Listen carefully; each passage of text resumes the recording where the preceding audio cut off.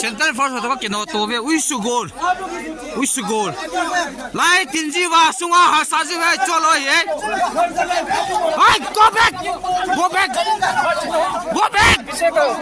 जय हिंद दोस्तों, मेरे चैनल डिफेंस डिस्कशन में आप सभी का स्वागत है। आई होप आप सभी ठीक होंगे।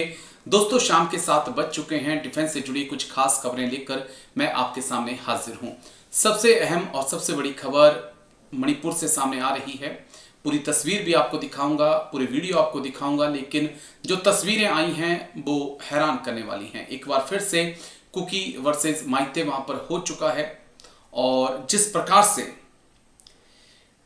जो स्थानीय लोग हैं मणिपुर के, चाहे वो कुकी से जुड़े हों, माइते से या नगा से, किसी से भी, उन्हें ना कानून का ना तो कोई भय है, ना कोई डर है, ना वो कानून मानने के लिए तैयार हैं, ना सिक्योरिटी फोर्सेस की कोई इज्जत कर रहे हैं। आर्मी की, असम राइफल की, सीआरपीएफ की मजाक बना के रख दिया गया है। लेटाउन गांव में जिस प्रकार से पिछले 4-5 दिन के अंदर घटनाक्रम घटा, वो चौंकाने वाला है। खुलेआम हथियारों से फायरिंग की जा रही है।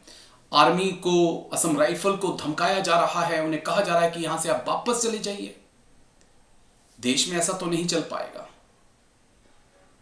कुछ और तस्वीरें मणिपुर से सामने आई हैं दोस्तों, जहां पर खुलेआम इंडियन आर्मी और असम राइफल को धमकाया जा रहा है। कब तक ये चीजें देश बर्दाश्त करेगा और कब पावर जो है हमारे सुरक्षा बलों को मिलेगी ताकि ऐसे लोगों के खिलाफ कार्रवाई की जाए। और उन लोगों के खिलाफ तो कार्रवाई की और ज्यादा जरूरत है जिन लोगों ने अपने हाथ में हथियार पकड़ रखे हैं। ऐसे ऐसे हथियार जिनका इस्तेमाल अमेरिका करता है, वो कहां से आ रहे हैं? सोचना होगा। यह कोई छोटी मोटी साजिश नहीं है दोस्तों। इसके तार, इसकी गहराई बहुत लंबी है। इन तस्वीरों को देखिए और कमेंट्स करके जरूर अपनी राय दीजिए कि मणिपुर की हिंसा के पीछे किसका हाथ है और कहां से वेपन्स आ रहे हैं, और असम राइफल, इंडियन आर्मी इतनी बेबस क्यों है? मैं यहाँ पे एक ऑफिसर या दूसरी ऑफिसर को ढूंढने के लिए नहीं आई हूँ। इतना तो पता है ना, आपके पास वायरलेस तो होंगे ना, या फिर मोबाइल फोन चल रहा है, बताओ उनको। क्या आप लोग ये कोशिश कर रहे हैं कि यहीं पे आप लोग बैठेंगे, बस तमाशा देखते रहेंगे? Now the Litan Sarikom, the Tangkhul has started burning the house again, and here the security force, they are guarding us instead.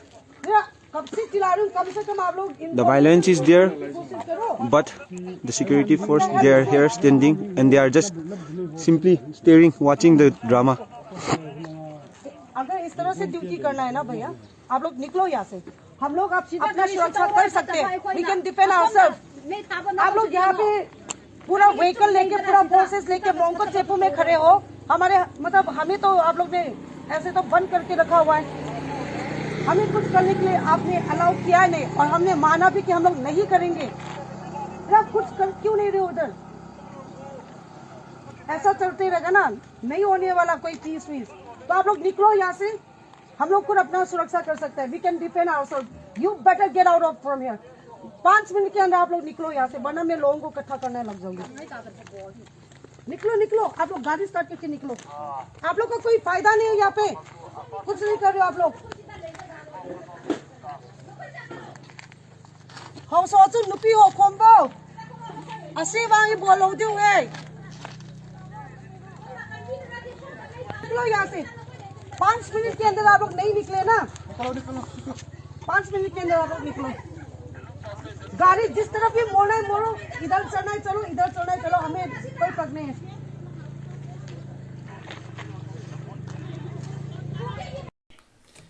दोस्तों, आपने जो तस्वीरें देखी, ये तस्वीरें मणिपुर से सामने आई हैं।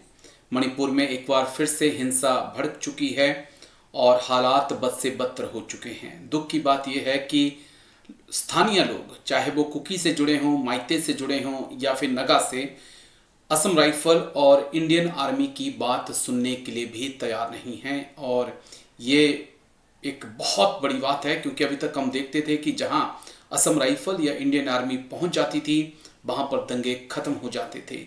लेकिन यहां पर सीधे तौर पर भारतीय सेना और असम राइफल को ही चुनौती दी जा रही है। और ऐसे लोगों के खिलाफ जब तक कार्रवाई नहीं की जाएगी तब तक मणिपुर में शांति नहीं आ सकती है। दरअसल मणिपुर में हालात बेकाबू हो गए हैं।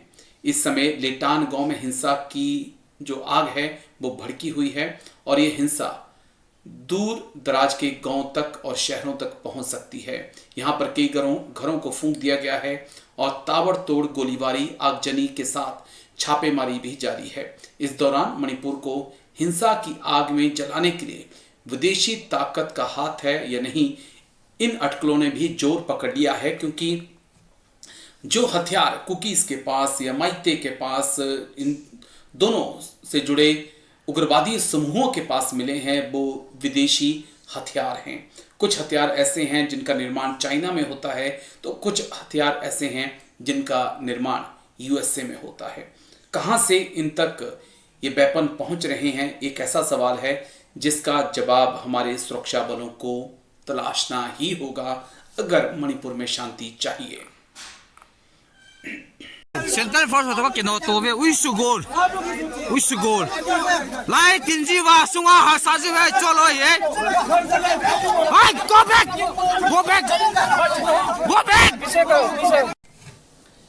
चलिए दोस्तों आगे बढ़ेंगे। तंगधार से एक वीडियो सामने आया जिसको देखकर आपका भी दिल करेगा कि भारतीय सेना को सैल्यूट हम करते हैं।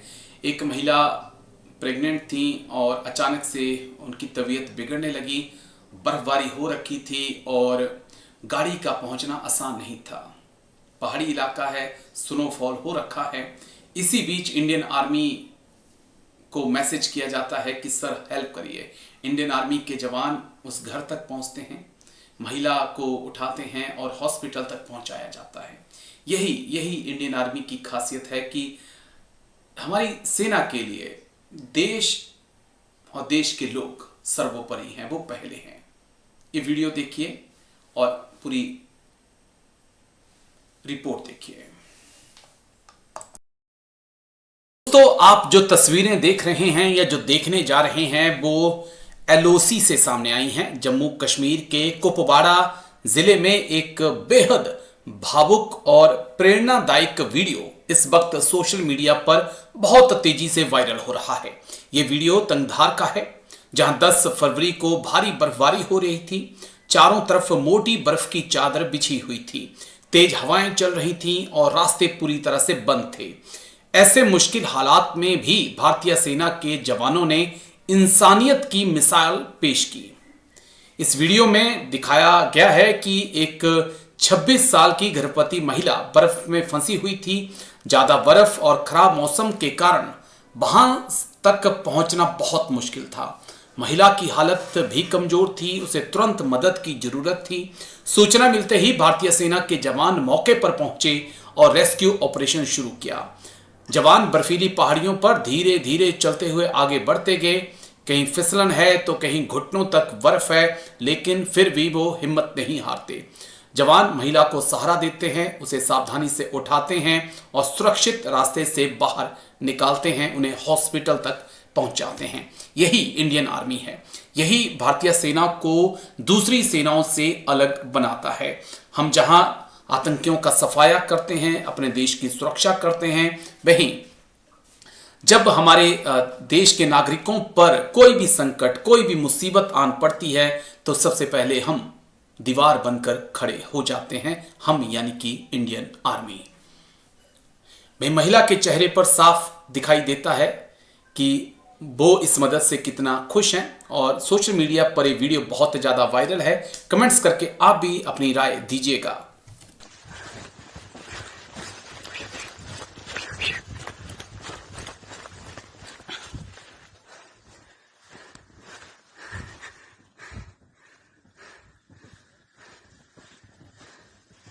Ismail.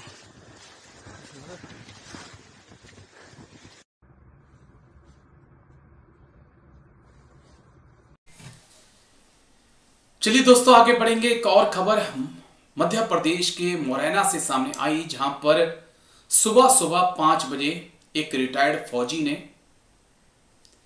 एक सीमेंट के कारोबारी को गोली मार दी। पहले फौजी उठता है, अपने हथियार लेता है, जाके कारोबारी का दरवाजा खटखटाता है। जैसे ही कारोबारी दरवाजा खोलता है, फौजी धनाधन गोली चला देता है। हालांकि उसके बाद फौजी वहां से फरार हो गया, लेकिन अब खबर है कि फौजी को हिरासत में ले लिया गया है। पूरा मसला जमीनी विवाद से जुड़ा हुआ है, लेकिन रिक्वेस्ट है हमारी सर्विंग और रिटायर्ड फौजी भाइयों से, ऐसा काम मत करिए जिससे कि इस वर्दी पर दाग लगे।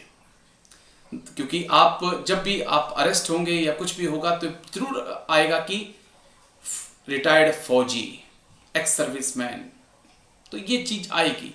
वो एक अच्छी बात नहीं है, क्योंकि वो वर्दी पर दाग लगता है। आपके कई मसले हो सकते हैं, तमाम शिकायतें हो सकती हैं, कानून के रास्ते चलिए। रास्ता लंबा हो सकता है लेकिन न्याय मिलेगा। लेकिन अब जो आपने किया है, हो सकता है कि जिस जमीन के लिए आपने गोली चलाई, आप उस जमीन को टच भी ना कर पाए और ताउम्र आपकी जिंदगी जेल में निकल जाए। दोस्तों, एक बेहद चौंकाने वाली खबर मध्य प्रदेश के मुरैना से आई, जहां पर एक फौजी पर, रिटायर्ड फौजी पर यह आरोप लगा कि उन्होंने एक सीमेंट कारोबारी को गोली मार दी। मुरैना शहर के रामनगर स्थित शिक्षक कॉलोनी में बुधवार की सुबह 5 बजे उस वक्त हड़कंप मच गया जब एक कारोबारी को उसके ही घर के दरवाजे पर गोली मार दी गई। गोली कारोबारी की पसलियों में लगी। परिजन तुरंत उन्हें हॉस्पिटल ले गए, जहां से कारोबारी को पहले ग्वालियर और फिर दिल्ली रेफर कर दिया गया। कारोबारी को गोली रिटायर्ड फौजी ने मारी थी, जिसे पुलिस ने हिरासत में ले लिया है और पूछताछ की जा रही है। बताया जा रहा है कि वारदात की वजह जमीन का पुराना विवाद है। जो जानकारी मिल पाई है, रामनगर स्थित शिक्षक कॉलोनी में रहने वाले कृष्णकांत, उम्र 38 साल, पुत्र मुन्ना लाल शुक्ला सीमेंट का कारोबार करते हैं। कृष्णकांत और उनके परिवार का सिरमिती गांव के रिटायर्ड फौजी हरिंदर शुक्ला से जमीनी विवाद चल रहा है। बुधवार की सुबह 5 बजे आरोपी रिटायर्ड फौजी कारोबारी कृष्णकांत के घर पहुंचा, दरवाजा खटखटाया। जैसे ही कृष्णकांत ने दरवाजा खोला, आरोपी ने उन्हें गोली मार दी। गोली उनकी पसलियों में लगी। गोली चलते ही घर में हड़कंप मच गया। आरोपी गोली मारकर मौके से फरार हो गया। घायल हालत में परिजन कृष्णकांत को हॉस्पिटल लेकर पहुंचे और जहां से उन्हें दिल्ली रेफर किया गया है। जमीन को लेकर दोनों के बीच विवाद है, लेकिन क्या गोली मारने से विवाद हल होगा या कानूनी तरीके से विवाद का हल होगा, यह समझना होगा। इस प्रकार के कामों को कभी जायज नहीं ठहराया जा सकता, चाहे वो सर्विंग फौजी भाई हों या रिटायर्ड फौजी भाई हों। आप कानून को अपने हाथ में मत लीजिए, नहीं तो मजबूरन कानून को आपके खिलाफ सख्त से सख्त कार्रवाई करनी होगी। जमीनी विवाद है, कोर्ट में जाइए, अदालतों में जाइए, कचहरी में जाइए, पटवारी के पास जाइए, अपनी बात को रखिए। लेकिन यहाँ किसी की जान लेकर, किसी को जान से मारने की कोशिश कर कर किसी विवाद का हल नहीं हो सकता है। हो सकता है कि आपकी पूरी उम्र जो है सलाखों के पीछे ही निकल जाए।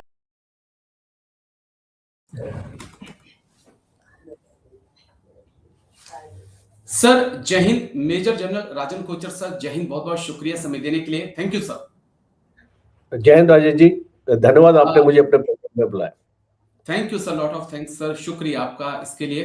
दरअसल पहला मुद्दा है कि अग्निवीर का जो बताया गया कि अग्निवीर थोपा गया, और जिस तरीके से अग्निवीर का प्रपोजल चीफ ने बनाया था या आर्मी ने बनाया था, और उस तरीके से अग्निवीर को एक्सेप्ट नहीं किया गया, और आर्मी ने अपने लिए बनाया था। आर्मी ने एयरफोर्स और नेवी के लिए नहीं बनाया था, अपना एक अलग एचआर का प्रोसेस आर्मी ने बनाया था। तो उसमें एयरफोर्स और नेवी को भी शामिल किया गया बाद में। और वो बोलते हैं कि नेवी और एयरफोर्स को it came like a bolt from the blue, जैसे कि उनको पता ही नहीं था कि ऐसी भी चीज आएगी, बिकॉज उनकी तरफ से तो प्रपोजल गया ही नहीं था। एग्री। तो जब ये चीजें का आपका खुलासा होता है तो गवर्नमेंट को भी सोचना पड़ेगा कि भाई अगर इसका पॉलिटिकल इम्पैक्ट क्या होगा देश पे। बिकॉज आप जानते हैं अग्निवीर के ऊपर बहुत कुछ बोला गया था कि ये फौज के ऊपर थोपा गया है, और गवर्नमेंट ने बोला था नहीं, फौज से ही आया ही। और एक अभी आपका रिसेंटली आपका डिसेबिलिटी वाला भी बिल्कुल सर। जो निर्मला इसको सीतारमन ने बोला था कि ये फौज ने प्रपोज किया था। एग्री। अब देखिए, फौज तो ऐसी डिसिप्लिन ऑर्गेनाइजेशन है, वो तो डिस्प्यूट करेगी नहीं मिनिस्टर की बात को, चाहे वो प्रपोज फौज ने किया था या उसने किया था, और नहीं, हमने इसके ऊपर एक प्रोग्राम भी किया है। बिल्कुल बिल्कुल सर। और अगर फौज ने भी प्रपोज किया था, तो अगर वो गलत है तो फाइनेंस मिनिस्टर को उसको रिजेक्ट कर देना चाहिए था। No, it is not acceptable, it will affect the moral of the troops. बिल्कुल। एक जब पॉइंट, क्योंकि आपने अग्निवीर को लेकर बात कही, तो मैं उसी बात को चाहूंगा कि थोड़ा सा उस पर और थोड़ी डिटेल बातचीत करें हम। 14 डोगरा है सर देहरादून में, और वहां पर उनके अफसर मैस में चोरी हो जाती है। लगभग चांदी की जितनी ट्रॉफियां हैं सारी चोरी कर ली जाती हैं, और उस खबर को मैं अपने चैनल पे डालता हूं। और कल या परसों मैं पूछ रहा था ग्रॉक से कि बताइए किसको अरेस्ट किया गया चोरी के आरोप में। ग्रॉक कहता है कि चोरी के आरोप में जो है वो एक अग्निवीर को अरेस्ट किया गया, वो जो नाइट ड्यूटी पर था वहां पर। तो जो बात मैं और आप करते थे कि भाई आप 4 साल के अंदर वो नाम नमक निशान नहीं ढूंढ पाएंगे आप, और एक पहले फौजी होता है वो अपनी यूनिट के लिए अपने जान दे देता है, लेकिन यहां तो यूनिट के समान पर यह हाथ साफ किया जा रहा है। ये क्या मैसेज है, और क्या वो ट्रेलर आना शुरू हो चुके हैं जिसकी हम उम्मीद कर रहे हैं कि 2026-27 में पिक्चर आएगी असली? देखिए राजेश जी, इसके दो पहलू हैं। सबसे पहले तो एक इन्फेंट्री बटालियन में होता है। बिल्कुल मैं समझ सकता हूँ कि अगर कोई सर्विसेज यूनिट में होता है, बिकॉज वहां पे ऐसी कोई एफिलिएशन इतनी स्ट्रांग होती नहीं, रेजिमेंटल स्पिरिट नहीं होती इतनी ज्यादा, और टाइम लगता है, बिकॉज हमारी पोस्टिंग अलग अलग होती है। हमको कोई एक रेजिमेंट हमको मिलती नहीं है कि आप नहीं, 14 डोगरा के हैं या 16 पंजाब के हैं या आप इस टाइप के हैं। तो जो उस टाइप की हमारी एफिलिएशन नहीं होती है। हमारी एक स्टेशन में हम एक यूनिट में होंगे, फिर हमारी पोस्टिंग 2.5 साल बाद आ जाएगी, दूसरे यूनिट चले जाएंगे, वहां पे पूरा एनवायरनमेंट है, उसको जवान अलग हो जाएंगे, आपके ऑफिसर्स अलग हो जाएंगे, बट यहाँ पे आपके जवान भी वही रहते हैं, ऑफिसर्स भी वही रहते हैं, आपके पलटन भी वही रहती है। तो इसमें एक रेजिमेंटल स्पिरिट वाली बात आती है। और अगर ये ऐसी पलटन में होता है तो एक बहुत सीरियस क्वेश्चन है। देखिए, लोग बोलते थे कि ये पहली बार नहीं हुआ है, जवानों ने पहले भी चोरियां की हैं। हाँ, यस, मैं मानता हूं जवानों ने पहले चोरियां की हैं, पर वो इन्फेंट्री के जवानों में नहीं होता है, ये नॉर्मली सर्विसेज के जवानों में। मुझे याद है, मैं रांची में पोस्टेड था, तो वहां पे एक रैकेट पकड़ा गया था, जिसमें एएससी के कुछ जवान थे जो गाड़ियां चोरी करके बेचते थे। और ये एक पूरा नेक्सस था, एक माफिया था, एक नेटवर्क था, जिसमें एक एएससी का ऑफिसर भी शामिल था। तो ये पूरा इसको नेटवर्क एक्चुअली चल रहा था, जिसको रांची पुलिस ने ब्रेक किया। तो ऐसे आपके इंसिडेंट्स हैं फौज में। कोई, हम इसको ये नहीं बोल सकते कि अग्निवीर ही ने ऐसा किया है। फौज में भी ऐसे इंसिडेंट्स मिले हमको पहले भी। बट यहाँ पे जैसे आपने बताया, point two note here is कि एक इन्फेंट्री बटालियन में होता है जहां पे इस टाइप की चीजें होती नहीं है अमूमन। इस देखने में आया, और छुटका मुटका ये चोरी का केस, इधर उधर का केस हो सकता है, बट एक रेजिमेंट का जो सिल्वर होता है, ये आप उसकी अहमियत समझिए। वो एक चांदी का टुकड़ा नहीं है, बिल्कुल सर। वो एक रेजिमेंट की हिस्ट्री है, रेजिमेंट की वीरता का एक एक प्रमाण है, जो इसको मैसेज में डिस्प्ले होता है शान और शौकत के साथ लोगों को बताने के लिए। और जो भी नए ऑफिसर्स आते हैं, पोस्टेड आते हैं, ऑफिसर्स मेस में जाते हैं, वो देखते हैं रेजिमेंट का इतिहास। तो अगर इस टाइप की आप चोरी अपना करें, मैं इसको समझता हूं, आपने पेट्रोल चोरी कर लिया, आपने फलाना चोरी कर लिया, इस टाइप के इंसिडेंट्स होते रहते हैं, पर आप जो इस टाइप की चोरी नहीं कर सकते, बिकॉज इसका ये बहुत सीरियस है। और जो लोग इसको सीरियस नहीं ले रहे, मेरी उनसे गुजारिश है कि इसको बहुत ही सीरियस आपको लेना चाहिए, सो दैट क्या आप में इसको कमी है स्कीम में, उस कमी के ऊपर आपको तवज्जो देना चाहिए कि ये जो आपका 4 साल जो आपने बनाया है, बिल्कुल सर। ये 4 साल में जैसे आपने बताया नाम, नमक और निशान, ये नहीं आता 4 साल में। मैं नहीं आपको आता। बता सकता हूँ। जो भी कुछ बोले, अच्छा ओके ठीक है, ट्रेनिंग आपने सही कर दी, जवान को फिजिकली फिट बना दिया, वो मैं मान सकता हूँ। 6 महीने में अगर कमांडिंग ऑफिसर्स बोलते हैं कि अग्निवीर फिट हैं और हम उनसे खुश हैं, तो मैं मानता हूं कि ओके, आप इस फिजिकली फिट आपने उनको कर दिया, मेंटली फिट में आप नहीं कर पाएंगे उनको 4 साल। और इस तरीके से आप उनको नाम, नमक और निशान में आप उस जो आपका नाम है, जो आप नमक है और आपका झंडा है, तो अगर आप तीनों चीजों को जोड़ेंगे तो एक बहुत इंपॉर्टेंट फौज का हिस्सा बन जाता है। और इसीलिए फौज की जो छवि है वो फिर खराब होती है, जैसे कि मीडिया में ऐसी खबर आ जाती है।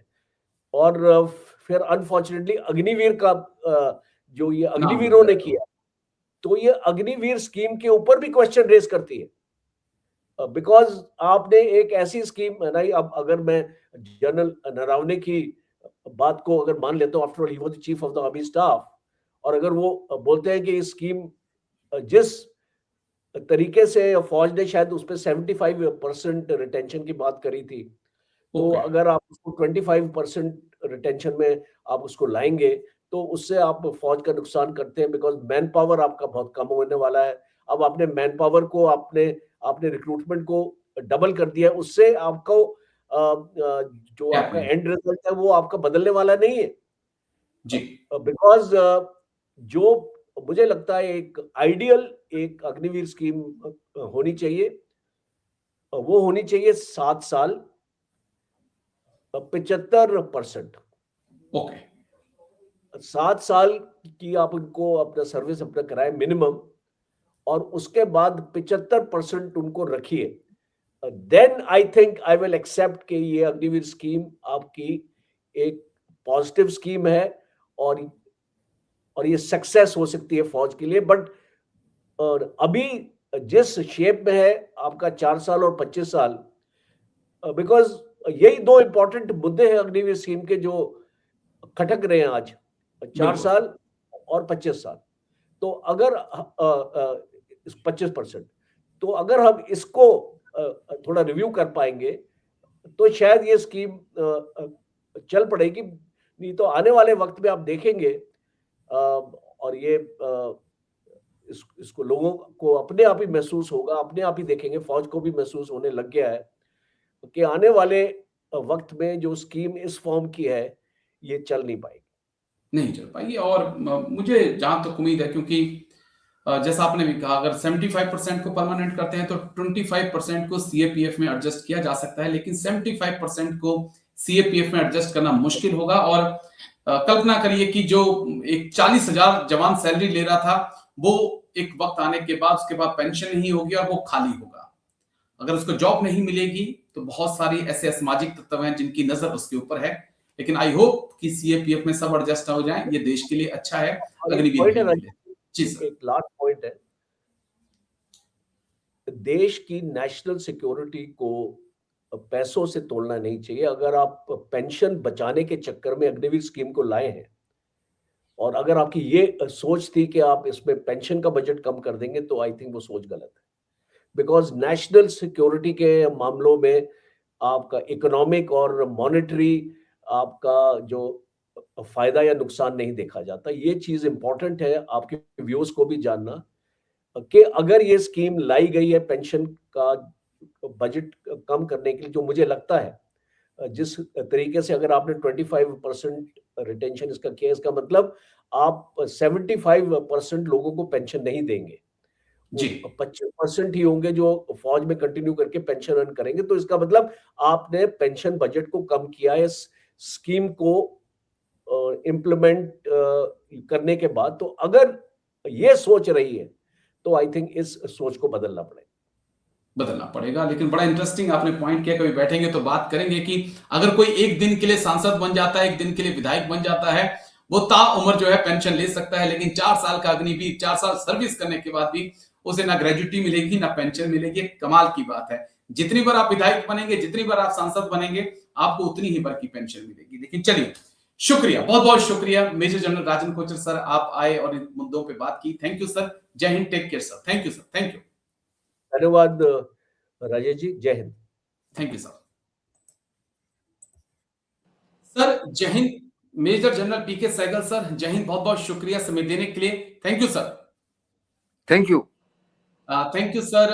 बजट आ चुका है और डिफेंस को लेकर बहुत सारी उम्मीदें थी कि बहुत ज्यादा डिफेंस को पैसा मिलेगा, क्योंकि ऑपरेशन सिंदूर के बाद ये पहला बजट था। लेकिन 7.85 लाख करोड़ जो है वो हमारा बजट अब हो गया है डिफेंस का। 15% के आसपास से माना जा रहा है कि इसके अंदर बढ़ोतरी हुई है। मैंने खुद, मेरे साथ पर्सनली हुआ, पिछले से पिछले हफ्ते शायद मैं गया दवाइयां लेने के लिए, मैं हॉस्पिटल गया, उन्होंने कहा कि भाई दवाइयां आपको लेनी है। मैं ECHS गया तो 4 में से सिर्फ मुझे 1 दवाई मिली और 3 कह दिया कि नॉट अवेलेबल है, आप बाहर से परचेज कर लीजिए। पहले क्या है कि ECHS खुद ही खरीद के दे देता था कि भाई हमें आप दे दीजिए, हम खरीद के दे देंगे। मैं उनके पास गया, वो कहने लगे कि सर हमारा पैसा खत्म हो चुका है, हम खरीद के आपको नहीं दे सकते हैं। तो ये जो एक्स सर्विसमैन भुगत रहे हैं, चाहे हम हैं, चाहे आप हैं, चाहे हमारे दूसरे भाई हैं, और कई हॉस्पिटलों से ऐसी खबरें आ रही हैं कि पेशेंट्स को लौटा दिया जा रहा है एक्स सर्विसमैन को कि हम आपका ट्रीटमेंट नहीं करेंगे क्योंकि आपके आर्मी वालों ने हमारा पैसा नहीं दिया, बकाया बाकी है। इसे हम कैसे देख सकते हैं सर, क्योंकि यहां तो एक बहुत बूस्ट की जरूरत थी। देखो, हमारे आर्म फोर्सेस में 55,000 हमारे सैनिक है, तकरीबन 55 to 60,000 हर साल रिटायर होते हैं, और देश के हर एरिया में, रूरल एरियाज वगैरह में भी है। वहाँ पे उनको कोई बैकअप सिस्टम नहीं है जहाँ पे वो अच्छी दवाइयाँ खरीद सके मार्केट से भी। एक तो दवाइयाँ काफ़ी महंगी होती है, उनके उस माफी का पैसा नहीं है। फिर दूसरे पैमाने पर अब जाओ, 50 to 60% ऑफ मेडिसिन आपको कभी भी मिलती है, एने मिलता है। आप मार्केट से खरीदो और बिल प्रोड्यूस करो, बिल भी 3 से 6 महीने के बाद में पेमेंट होती है।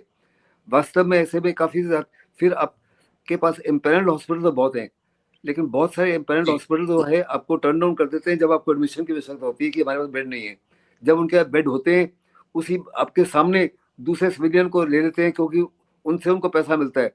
हमारे ECHS के बिल उनके 1-1, 2-2 साल पेमेंट नहीं होती। बहुत सारे अच्छे हॉस्पिटल जो हैं उन्होंने हमको डीपेनलाइज कर दिया है कि वो आपको CGS वालों को ले लेते हैं, ECHS वालों को मना कर देते हैं। ये साफ तौर पर दर्शाता है कि गवर्नमेंट उस माफी की एलोकेशन नहीं कर रही जिस माफी की आवश्यकता है। हमारी सेनाओं ने हर समय देश को हर प्रकार से सुरक्षित रखा है। आज देश के गार्डियन एंजल कहलाते हैं। दुनिया भर में हिंदुस्तान की आर्म फोर्सेस की वाह हो रही है, लेकिन आर्म फोर्सेस के मोरल को और मोटिवेशन को कायम रखने के लिए बहुत लाजमी था कि उनको हर प्रकार के आधुनिक हथियार दिए जाए, जिससे मैंने कहा कि देश को सुरक्षित रख सके, अपने आप को सुरक्षित कर सके और दुश्मन के ऊपर हामी हो सके। हमारी लड़ाई हुई है only with one sided nation. Pakistan है ब्रदर एनिमी, जिसकी क्षमता to do damage to you is minimal. हमारा मुख्य जो दुश्मन है वो चाइना है, और चाइना जैसे कि मैंने कहा पिछले 40 साल से उसका बजट हमारे से तकरीबन 4 से 4.5 गुना ज्यादा है। 1949 से चाइना जो है अपनी तैयारी कर रहा है दुनिया के सबसे बड़े सुपर पावर अमेरिका के साथ लड़ाई करने के लिए। उसी को निगाह में रखते हुए अपनी आर्मी की, नेवी की, एयरफोर्स की, रॉकेट फोर्सेस की संख्या बढ़ा रहा है। टेक्नोलॉजी, नई टेक्नोलॉजी लैस कर रहा है, नए प्रकार के वेपन बना रहा है। हिंदुस्तान के पास उस माफी की शक्ति है in terms of thinking power जी, लेकिन उस शक्ति को कन्वर्ट करने के लिए इनटू यूजफुल मटेरियल पैसा नहीं है। तो बड़ा लाजमी है कि सरकार जो है पैसा दे, ताकि हम जो अपने आइडियाज हैं उनको विकसित कर सके।